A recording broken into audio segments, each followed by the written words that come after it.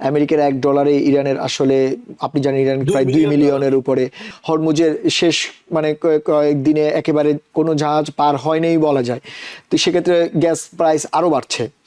এরকম একটা অবস্থায় প্রেসিডেন্ট ট্রাম্প কেন এই স্যাংশনের মতো ব্যাপারটাকে সামনে নিয়ে আসলেন, এবং এটাতে কি আর অন্য কোনো বিহাইন্ডে অন্য কোনো গেম আছে কিনা?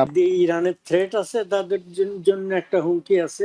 তাদের কিছু মানে খুব ফান্ডামেন্টাল ইম্পর্টেন্ট জায়গায় আক্রমণ করতে পারে। অপরদিকে তাদের জনগণ তাদের উপরে এই রাজতন্ত্রগুলোর বিরুদ্ধে, মানে এই অলিগার্কি গুলার বিরুদ্ধে, এই ডিক্টেটরশিপ গুলার বিরুদ্ধে জনগণ ক্ষিপ্ত হতে পারে। ইরানকে যারা সহায়তা করবে, যেমন এর মধ্যে চীন, ভারত, আরব আমিরাত, টার্কি, ইরাক, এরাও কিন্তু ইরানের বেশ অ্যালাই এবং ইরানের সঙ্গে বাণিজ্য রয়েছে। তো সেক্ষেত্রে আপনি যেটা বললেন ব্যাকগ্রাউন্ডে সহায়তা করতে পারে, কিন্তু সেটি কি আমেরিকা মানবে কিনা? আর ইরানের বাস্তবতা, ইরান আসলে এভাবে কতদিন টিকে থাকতে পারবে বলে আপনি মনে করছেন, বিশেষ করে অর্থনৈতিকভাবে? অর্থনৈতিকভাবে ইরান পর্যদস্ত, কোনো সন্দেহ নাই। ইরানের অর্থনীতি কখনোই তো ভালো করতে পারেনি, এবং বর্তমানে যে অবস্থা, যে আপনি যেটা বললেন $1 = $2 মিলিয়ন, আনহার্ড অফ। এটা হলো একবারে লোয়েস্ট লেভেল। আমেরিকার $1 ইরানের আসলে আপনি জানেন ইরান প্রায় 2 মিলিয়নের উপরে, এবং ইরানের বিশেষ খাদ্য নিরাপত্তার অবস্থা খুবই নাজুক অবস্থা। তারপরে এছাড়া তাদের যে অর্থনৈতিক ইনফ্রাস্ট্রাকচার যে ধ্বংস, বিশেষ করে ওদের জ্বালানি থেকে শুরু করে অন্যান্য যে, সেগুলো তো বেশ ইম্প্যাক্ট পড়েছে। এবং এবারের নতুনত্ব যে স্যাংশন, সেটি হচ্ছে যেমন ইরানকে যারা সহায়তা করবে, যেমন এর মধ্যে চীন, ভারত, আরব আমিরাত, টার্কি, ইরাক, এরাও কিন্তু ইরানের বেশ অ্যালাই এবং ইরানের সঙ্গে বাণিজ্য রয়েছে। তো সেক্ষেত্রে আপনি যেটা বললেন ব্যাকগ্রাউন্ডে সহায়তা করতে পারে, কিন্তু সেটি কি আমেরিকা মানবে কিনা? আর ইরানের বাস্তবতা, ইরান আসলে এভাবে কতদিন টিকে থাকতে পারবে বলে আপনি মনে করছেন, বিশেষ করে অর্থনৈতিকভাবে? অর্থনৈতিকভাবে ইরান পর্যদস্ত, কোনো সন্দেহ নাই। ইরানের অর্থনীতি কখনোই তো ভালো করতে পারেনি, এবং বর্তমানে যে অবস্থা, যে আপনি যেটা বললেন $1 = $2 মিলিয়ন, আনহার্ড অফ। এটা হলো একবারে লোয়েস্ট লেভেল। এর চাইতে আর লোয়েস্টে কি হতে পারে? কিন্তু এখানে একটি বিষয় আছে, চীন, রাশিয়া, তারা তো সামরিক দিক থেকে এবং অর্থনৈতিক দিক থেকে বিভিন্নভাবে ইরানকে আগে থেকেও সহায়তা করে আসছে।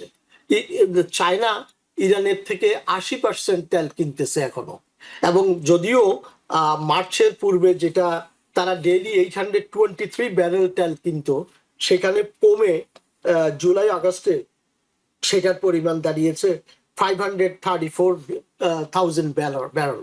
তো পরিমাণগতভাবে আমি যেটা বলতেছি যে ইরান যে একেবারে ক্ষতিগ্রস্ত হবে তা নয়, মানে বিপর্যস্ত হয়ে যাবে তা নয়।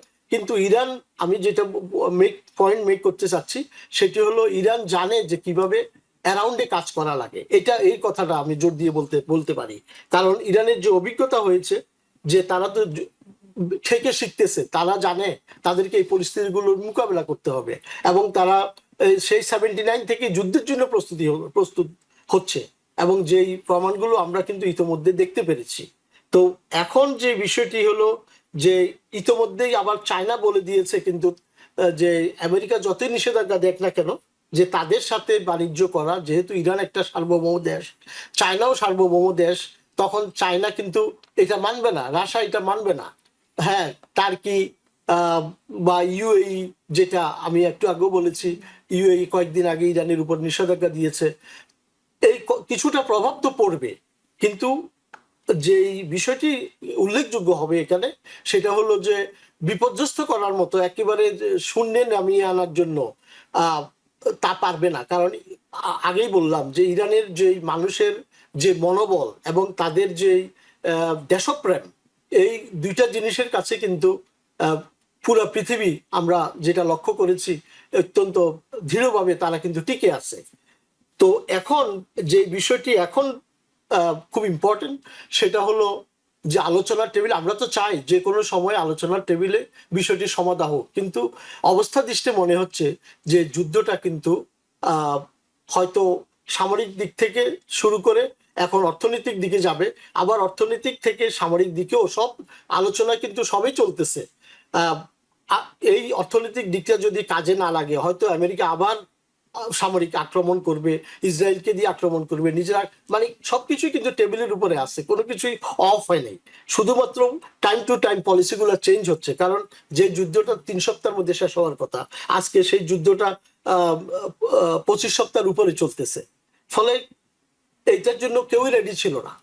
কিন্তু ইরান চাচ্ছে যে যুদ্ধটা যত দীর্ঘস্থায়ী হবে, বিশেষ করে মধ্যবর্তী নির্বাচন আমেরিকাতে যেহেতু আসতেছে গত আগামী 71 দিন পরে, সেই নির্বাচনে একটা ভালো, বিশাল মানে আপনি বলছেন সেটাতে ইম্প্যাক্ট হতে পারে। ইম্প্যাক্ট করবে। আচ্ছা, আপনি থাকলে আমরা এটা নিয়েও আলোচনা করব আমাদের অনুষ্ঠানে।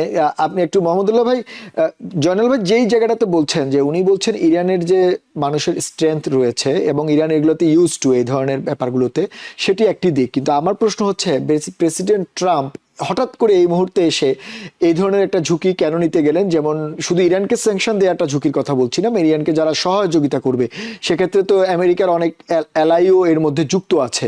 যদি আপনি যেমনটা বলেন চীনের ব্যাপারে হয়তো একটু নমনীয় থাকবে, কিন্তু ভারত, আরব আমিরাত, ইরাক, এরা এরকম অনেক দেশ ইরানের সঙ্গে বাণিজ্য করে থাকে। এবং আপনি জানেন হরমুজের অবস্থাও এখন বেশ নাজুক একেবারে। আজকের রিপোর্ট, ইউকে এমটিও রিপোর্ট অনুযায়ী হরমুজের শেষ মানে কয়েকদিনে একেবারে কোনো জাহাজ পার হয় নাই বলা যায়। তো সেক্ষেত্রে গ্যাস প্রাইস আরো বাড়ছে। এরকম একটা অবস্থায় প্রেসিডেন্ট ট্রাম্প কেন এই স্যাংশনের মতো ব্যাপারটাকে সামনে নিয়ে আসলেন, এবং এটাতে কি আরো অন্য কোনো বিহাইন্ডে অন্য কোনো গেম আছে কিনা, আপনি কি মনে হয়? শুনুন, এটা তো একটা কথা বিফোরে ফরগেট বলা উচিত। সেটা হচ্ছে যে ফরেন এক্সচেঞ্জের এক্সচেঞ্জ রেট নিয়ে আপনারা তোলা হচ্ছে। ইরানের লোককে ডলার দিয়ে সেখানে দোকানে কিনতে যায়। আগে যেটা 10 টাকা ছিল এখন 50 টাকা হয়েছে স্থানীয়ভাবে। 10 টাকাটা 10 মিলিয়ন হয়নি, 1 লাখ টাকা হয়নি। একশের মানে বাদাম যে পেস্তাচিও তারা কিন্তু ধরা যাক আগে 100 টাকা দিয়ে এখন 200 টাকা, 250 টাকা, 500 টাকা হয়েছে। তারা তো ওখানকার স্থানীয় লোক তো আমেরিকার বাজারে, ব্রিটেনের বাজারে জিনিসপত্র কিনতে যাচ্ছে না। যাই হোক, ওটাই মানে তাদের ফরেন এক্সচেঞ্জ লেনদেনের ক্ষেত্রে রাষ্ট্রের জন্য সমস্যা হচ্ছে। দেন জনগণের দৈনিক ব্যাপারটায় অত ওই পার্সেন্টেজ না, এটা নিয়ে উতলা হওয়ার কোনো কারণ নেই। একটা 2 নম্বর হচ্ছে যে প্রেসিডেন্ট ট্রাম্প যেটা করেছেন, আমি আগেও বলেছি, জনাব সাহেবও কিছুটা বলেছেন, সেটা হচ্ছে যে স্যাংশন তো বারবার দেওয়া হয়েছে, এবং কখনো স্যাংশন যখন দেওয়া হয় সবসময় এটা থাকে যে স্যাংশনকৃত রাষ্ট্রের সাথে লেনদেন উন্নতির জন্য, সেটা জাতিসংঘের স্যাংশন থাকে, পারস্পরিক স্যাংশন থাকে, যুক্তরাষ্ট্র সেটা বা পশ্চিমা দেশগুলো যারা স্যাংশন আরোপ করে তারাকে রাশিয়ার উপরে স্যাংশন আরোপ করেছে। তো রাশিয়া তেল বিক্রি করতে পারবে না। এখানেই কি তারা থেমেছিল? ইন্ডিয়া তাদের বন্ধু রাষ্ট্র একেবারে মোদি আর Trump, how do you do, how die die, ওই ট্রাম্পের ইয়েতে কি বলে গত টার্ম, ওনার ফার্স্ট টার্মে টেক্সাসে বিরাট একটা অনুষ্ঠানে 2 জন গেলেন, তারপর উনি গুজরাটে গেলেন, ইত্যাদি ইত্যাদি।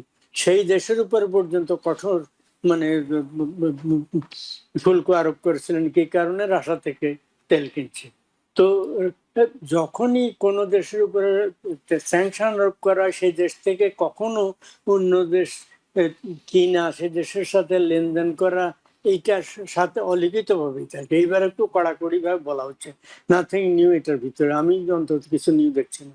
তো এটা নিয়ে নতুন কিছু বিশ্লেষণ করে সময় ব্যয় না করে আমরা নতুন অন্য কোনো দিক যেটা থাকে সেটা হচ্ছে যে মধ্যপ্রাচ্যের দেশগুলো, এই যে অসীম মুনির গেছেন, অসীম মুনিরের ব্যাপারে তিনি মধ্যস্থতা করছেন।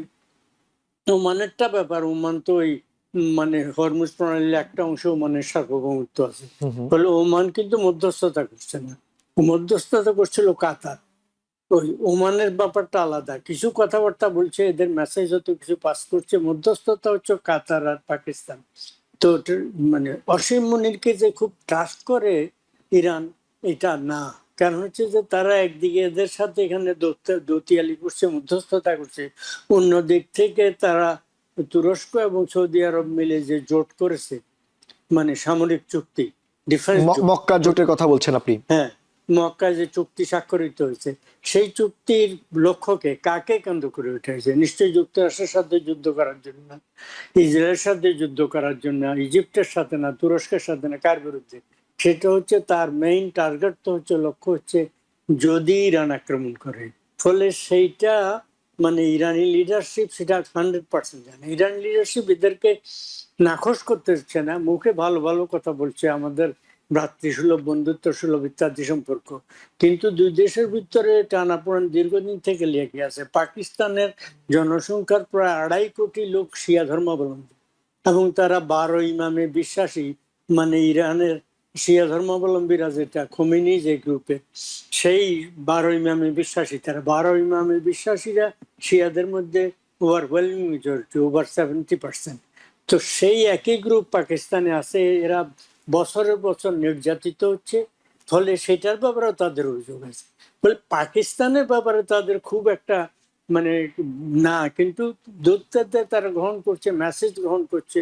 এবং পাকিস্তানও যদি ওয়ার্স কাম টু ওয়ার্স, এই যে এই চুক্তি হলো, এখন এই আরব দেশগুলো একের পর এক, আরব দেশগুলোর বিরুদ্ধে কিন্তু এই গতকাল পরশু 2 দিনই হুঁশিয়ারি উচ্চারণ করেছে ইরানের লিডারশিপ যে তোমরা বাড়াবাড়ি করো না, যুক্তরাষ্ট্রের পারপাস সাফ করতে গিয়ে ইনডাইরেক্টলি বলছে আমাদের উপরে আক্রমণের বিরুদ্ধে।